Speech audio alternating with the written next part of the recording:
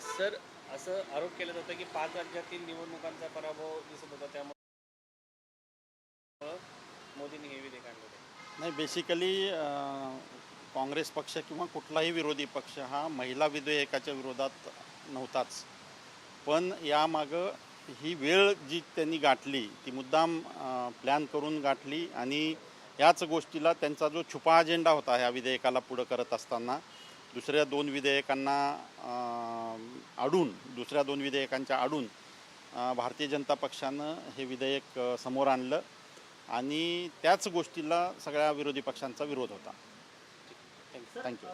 India विरोधी पक्षांची एक प्रकारे असं बोललं जातं की इंडिया आघाडी एकत्र नाहीये, वारंवार हे दाखवण्याचा प्रयत्न केला जातो. ऑपरेशनची वेगवेगळे नावं येत होते. तुम्ही एकत्र नाहीत असं दाखवलं जातं, मात्र आज तसं बघायला मिळालं. नाही, एकत्र नाहीत हे दाखवण्यामागं हे 5 स्टेटचे जे इलेक्शन्स आहेत ते इलेक्शनचा मूळ मुद्दा होता. इलेक्शनमुळं खूप खासदार हे यासाठी उपस्थित राहणार नाहीत आणि मोठ्या प्रमाणावर म्हणजे इलेक्शन आता खरं तर शेवटच्या टप्प्यात आहे आणि पीक पिरियडमध्ये बरेच खासदार ॲब्सेंट राहतील आणि त्या दृष्टीनं आपणाला हे मंजूर करून घ्यायला सोपं जाईल अशा पद्धतीचा छुपा अजेंडा यांचा असल्यामुळं तशा पद्धतीचं बोलणं बाहेर सगळ्यांचं चालू होतं.